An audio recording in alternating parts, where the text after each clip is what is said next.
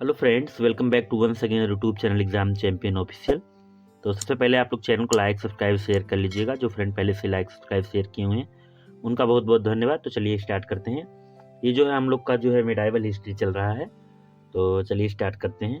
अब देखिए यहाँ से स्टार्ट करते हैं। फिरोज शाह तुगलक ने ताश घड़ियाल या जल घड़ी का आविष्कार किया था। अशोक के 2 अभिलेखों को लाकर दिल्ली में स्थापित किया था। दिल्ली मेरठ में जो था, मेरठ से लाया था, और दिल्ली टोपरा जो आंवला से लाया था। इसने अपनी आत्मकथा जो है फुतूहत फिरोज शाही यानी फारसी में लिखी है। बर्नी ने अपनी पुस्तक तारीख फिरोज शाही में फिरोज शाह तुगलक को दिल्ली का आदर्श सुल्तान कहा है। जीवनी जो है इसका आसिफ ने लिखा है। और शिक्षा में व्यावसायिक पाठ्यक्रम लागू किया था इसने। अपने राज्य की आय का ब्यौरा तैयार कराया था। दिल्ली सल्तनत का सबसे अमीर शासक था। उसके जो है आरिज ममालिक यानी इमादु मुल्क के पास 13 करोड़ की संपत्ति थी।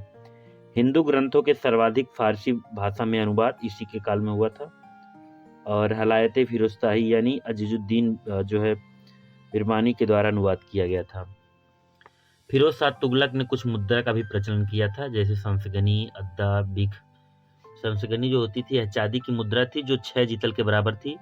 और जीतल 1/2 भाग होता था, और जीतल का जो बिख होता था वो जीतल का 1/4 भाग होता था, यानी तांबा प्लस चांदी मिलाकर मिश्रित मुद्रा था।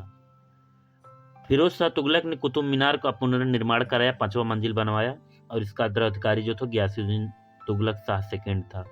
ठीक है, उसके बाद अबू बकर, फिर उसके बाद मोहम्मद शाह, फिर सिकंदर शाह जो 1 माह 16 दिन था, फिर नसरुद्दीन मोहम्मद 1394 से 1412 तक का था। ठीक है, ब्यास नदी पार करके आया था मोहम्मद शाह, और इसका पोता पीर को भी मदद किया था। इसी के शासनकाल में तैमूर 1398 में लंका आक्रमण हुआ था, तैमूर लंका, और इसका जो है मदद खिज्र खान ने भी किया था। लाहौर, मुल्तान और दीपालपुर का जो उस समय था इसको मिला था। ठीक है, और 1412 से 1414 तक दिल्ली पर दौलत खां लोदी का अधिकार रहा। इसको पराजित करके खिज्र खान ने सैयद वंश की स्थापना की थी। सैयद वंश देख लेते हैं। तो 1414 से 1451 था। खिज्र खां पहला शासक था, फिर मुबारक शाह, मोहम्मद शाह, फिर अलाउद्दीन आलमगीर। ठीक है, सैयद वंश को जानने का एकमात्र स्रोत क्या है? तारीख मुबारक शाही पुस्तक याहिया बिन सरिंदी ने जो लिखा था। तैमूर का पुत्र जो था सिक्कों पर शाहरुख का नाम उत्कीर्ण कराया। ठीक है, आगे बात करते हैं। लोदी वंश की बात करते हैं तो 1451 से 1526 तक था। ये अफगान थे, शासन पर समानता का अधिकार था इनको। आगे बात करते हैं।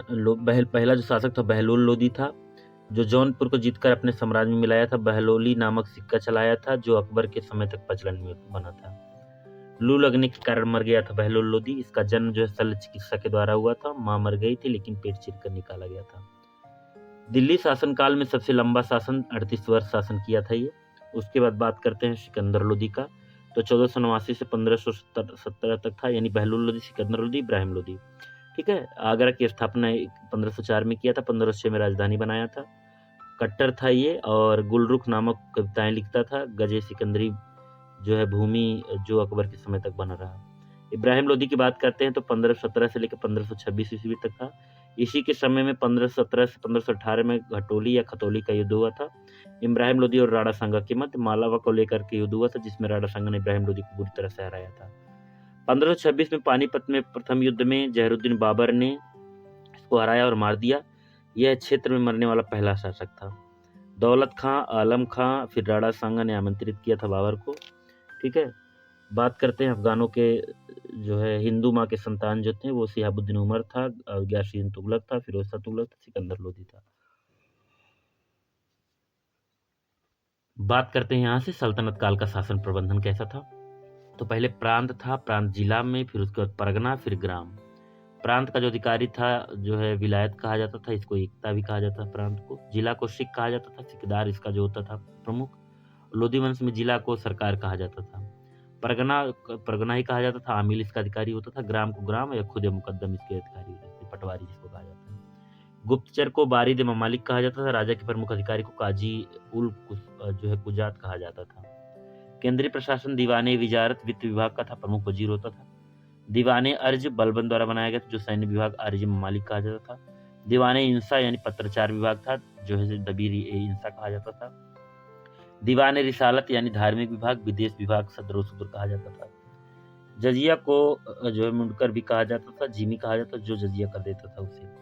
सुल्तनत जो है, सुल्तान के आय के 5 स्रोत, खालसा भूमि राजा का स्वयं भूमि था, यूपीपीएससी में पूछा था ये, ठीक है। खालसा भूमि जो थी राजा की स्वयं भूमि थी, और इक्ता भूमि राज्य का भूमि इस पे था, और इनाम में दी गई भूमि थी, और अधीनस्थ राज्यों के और अधीन भूमि, यानी 5 प्रकार की सुल्तान को जो आय मिलता था, ठीक है। तो चैनल को लाइक, सब्सक्राइब, शेयर कर लीजिएगा। यहाँ से अगली वीडियो में बात करेंगे।